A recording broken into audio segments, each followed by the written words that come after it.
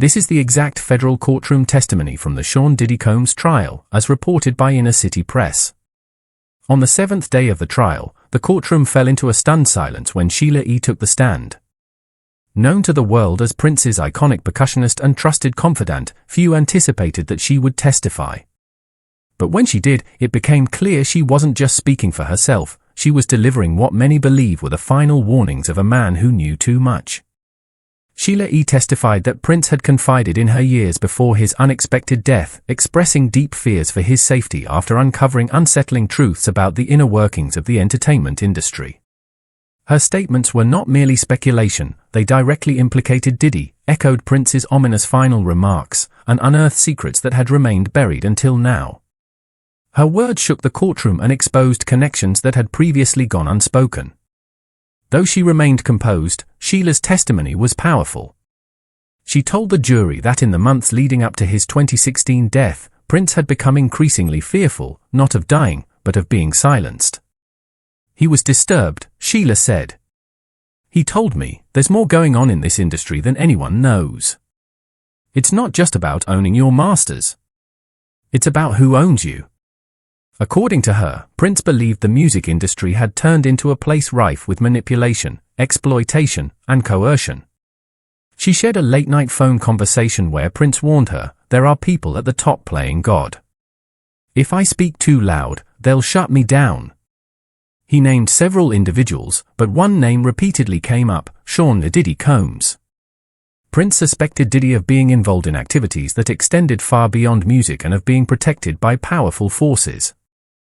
He wasn't jealous, Sheila explained. He said it because he had seen it for himself. Prince also warned Sheila to avoid certain industry parties, especially those hosted or attended by Diddy. "You don't want to be in that room," he told her. "Things happen there that you can't unsee." These weren't typical after parties. Prince allegedly described them as rituals disguised as celebrations. Sheila initially thought he was exaggerating, but changed her mind after seeing his distressed state following a trip to Los Angeles. "He didn't eat. He didn't sleep. He just kept saying, 'They know I know.'" Sheila went on to tell the court a chilling story that left the room in shock, a party hosted at Prince's home, not by his choice.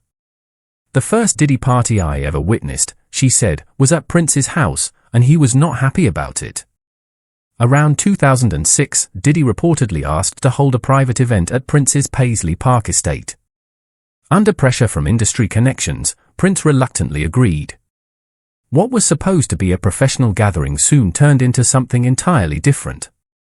The evening began as expected, red carpet arrivals, champagne, celebrities, but once the media left, the atmosphere shifted.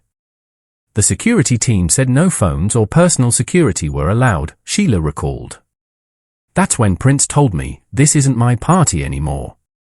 She described a sudden change in energy. The party included provocative performances, the distribution of drugs, and a disturbing lack of boundaries. Most troubling was a private area of the estate that was off-limits to the majority of guests. "Only a select few were allowed inside," she said. Prince looked at me and remarked, "That's where the real party is." Sheila chose not to go beyond the door. The following morning, Prince reportedly told her, "That was the last time I let him into my home." Something dark came in with him. When the prosecution asked if she thought Prince regretted letting Diddy into his world, she replied, "Absolutely." He felt he had opened a door that couldn't be shut, and from that moment on, everything changed. As Sheila continued her testimony, she delivered a narrative that shocked the courtroom. She explained that Prince believed control in the music industry went beyond money, it was rooted in psychology. He told her, "They don't just want your hits, they want your silence. And if they can't buy it, they'll bury you." Sheila said Prince often talked about non-disclosure agreements, secretive backroom deals, and closed-door meetings where careers could be created or destroyed overnight. She linked this to rumors she'd heard about Diddy's alleged freak-off parties. According to Sheila, Prince believed those gatherings weren't just for indulgence, they were about dominance. "They film everything. That's how they trap you," he reportedly said. Prince described a hidden system where people were groomed, recorded, and blackmailed. If they didn't cooperate, they disappeared.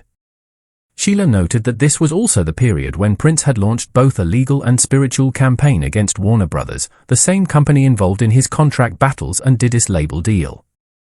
Prince told her he believed it was all interconnected.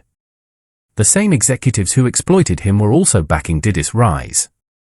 Sheila stated that Prince believed Diddy's success came from his willingness to play along, while Prince faced backlash for trying to take ownership of his music and speak out. The courtroom fell silent as Sheila recalled one of Prince's final words to her, "When I go, don't let it be in vain. Remember what I told you.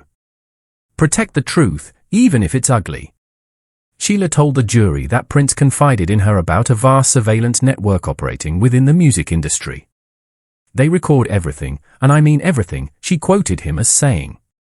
Prince believed that some of the most exclusive parties he once attended were elaborate traps. Guests were offered substances and unknowingly filmed, only to have that footage used against them later. She said Prince saw this surveillance system as a tool to ensure silence and obedience. When asked about Diddy, Sheila said Prince viewed him as one of the system's gatekeepers. He claimed Diddy was no longer just an artist but had become an enforcer, someone who curated and controlled. Prince became increasingly unsettled by stories from artists who escaped the bad boy orbit. According to Sheila, he believed many of them vanished from the industry or spiraled out after refusing to participate or attempting to expose the truth about those parties. What disturbed Prince most, Sheila said, was the knowledge that such compromising footage was being stored and possibly traded. He told her, "This isn't just dirt, it's currency. That's how they own you." Sheila testified that Prince had begun investigating who had access to those recordings and feared what could happen if he ever appeared in one, even if it was just in the background. That fear, Sheila E. said, followed Prince until the day he died. In her testimony, she described their final conversation as not only unusual but deeply unsettling. Just days before his passing, Prince unexpectedly called her in the middle of the night. "I looked at the time, it was after 2 a.m., she said. He never called that late. She recalled that his voice was tense and frightened. While he had never been afraid of dying, that night he sounded afraid of people. Sheila said Prince spoke in vague but unmistakable terms. He told her, "They're watching me. They want me quiet." He didn't name anyone specifically, but she understood who he meant: the system, the industry, the powerful gatekeepers he had long warned her about. He told her he planned to speak out and had already begun conversations about testifying in a federal case, though he didn't say whose. This revelation stirred the courtroom. When the prosecution asked if Prince confirmed he would testify, she nodded. Yes. When she asked what it was about, he replied, "These parties, these artists, the tapes, they are not rumors. I've seen them." Sheila testified that Prince was particularly shaken by the involvement of people he once trusted. He said he attended a gathering and realized many in the room were there not for the music, but to gather secrets. Then he said something that stunned the courtroom: "If I go down, it'll be because I tried to save someone who didn't want saving." Sheila paused. "At the time, I thought he meant another artist. But now, seeing everything that's come to light, I believe he was talking about Diddy." She remembered his final words on that call: "Don't let them twist my legacy. And if something happens, remember this call. Say it loud if I can't." She called him the next morning but got no answer. Days later, he was gone. "I didn't want to believe it," she said. "But now, after everything that's come out about the abuse, the parties, the coercion, I believe Prince was trying to warn us, and they silenced him before he could." Her testimony only became more explosive as the prosecution began connecting Prince's warnings to the current federal charges against Sean Diddy Combs. When asked if she saw parallels between Prince's suspicions and the allegations in the case, Sheila responded, "Every single thing Cassie described, Prince had already told me was happening years ago." She said Prince warned that artists were being secretly filmed, that the parties weren't just about drugs and power but were being used for blackmail. NDAs, he said, weren't protecting victims, they were used to silence them. The jury listened closely as Sheila recalled a moment when Prince referred to Diddy not as a fellow musician, but as a handler. She explained, he said Diddy understood everyone's weaknesses and how to exploit them. He didn't just want control over music, He wanted control over people. Prince feared that other artists who crossed Diddy would face similar outcomes.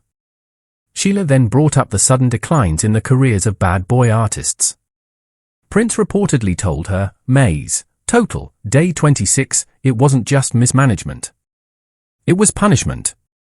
She also described a deal between Warner Brothers and Bad Boy that Prince believed tied two dangerous forces together. He had long resented Warner for how they treated him, but when he learned they were financially backing Diddy, he said it all made sense. They do, he said. They fund the machine I escaped, but others never will.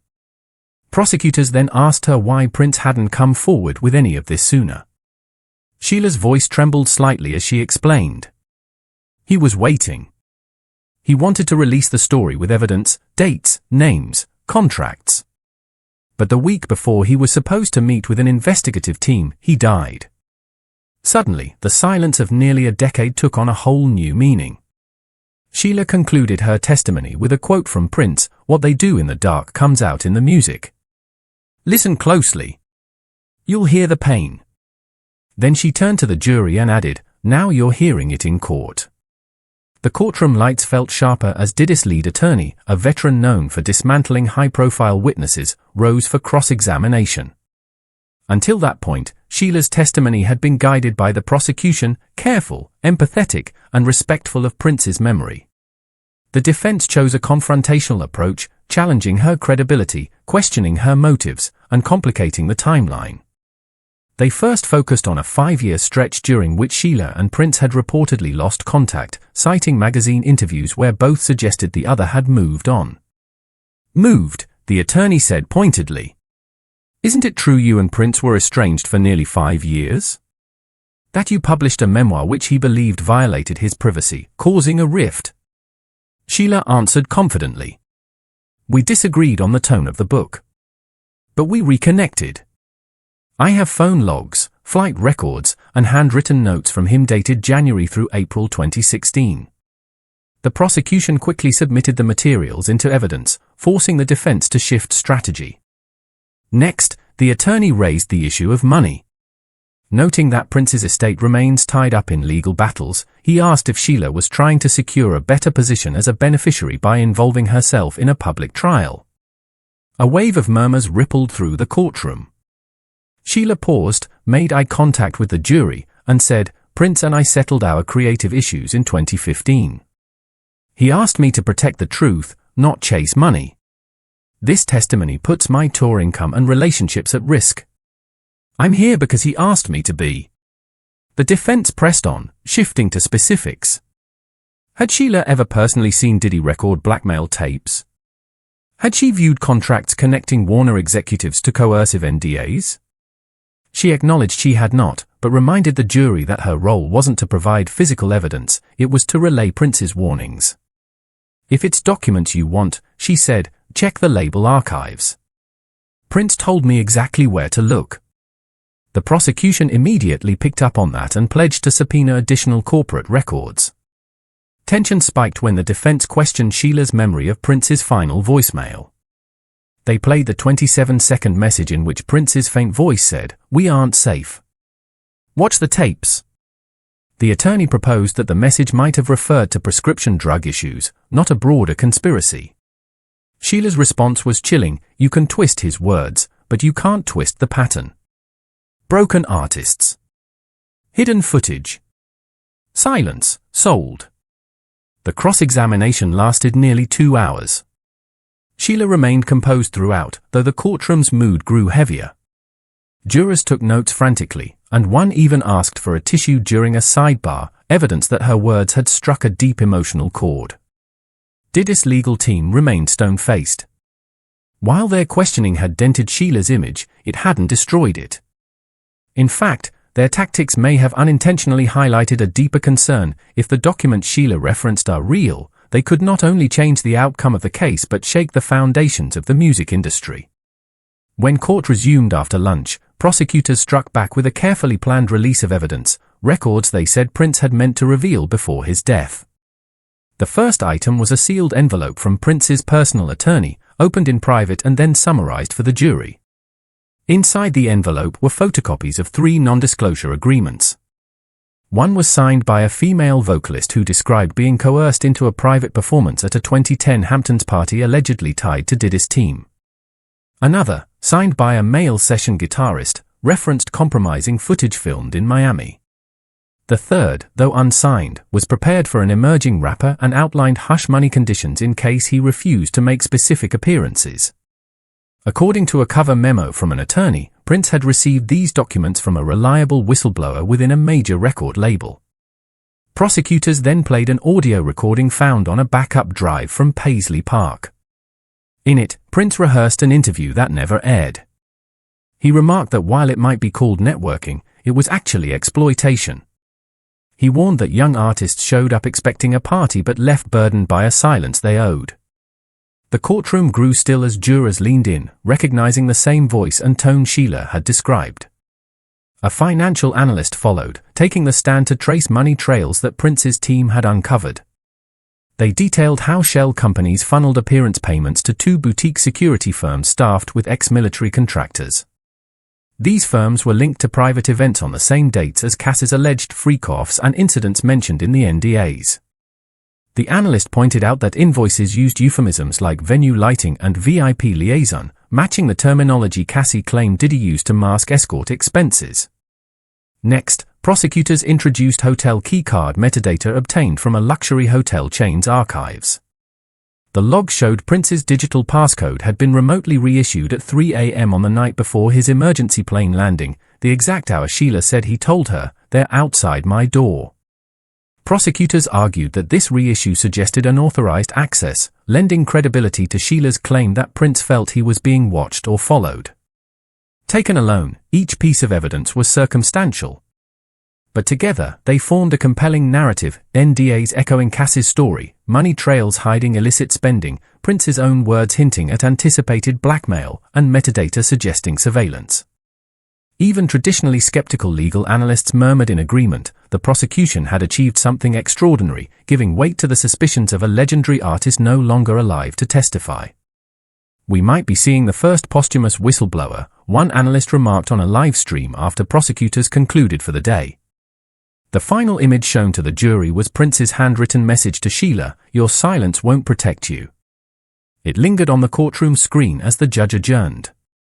The implication was clear: if the jury believed Prince had foreseen the abuse Cassie described, a guilty verdict would feel more like fulfilling a warning than issuing judgment. News of Sheila E's testimony and the explosive evidence spread rapidly through the entertainment world. Social media lit up. Veteran producers posted cryptic "told you so" emojis. Journalists who once dismissed Prince's warnings as eccentric began reconsidering their stance. By nightfall, the #TrustPaisley was trending globally. Law firms fielded panicked calls from record labels worried about what hidden NDAs might be subpoenaed next. At Bad Boy's Manhattan office, insiders reported that 2 senior executives abruptly took indefinite leave following the hotel metadata revelation. Warner Music circulated an internal memo urging employees to preserve any documents related to artist agreements, fueling speculation that the company was bracing for federal inquiries. Streaming platforms weren't immune either. A major service quietly formed a task force to review archived footage from private performances. Back in the courtroom, Judge Subramanian called for an emergency conference to address the scope of admissible evidence, hinting that more sealed files could be unveiled. Reporters suggested Prince's estate, previously stalled by internal disputes, might now have significant influence over nervous record labels seeking to avoid exposure. Legal commentators predicted a flood of civil lawsuits from artists pressured into silence. But perhaps the most striking moment came from Diddy himself.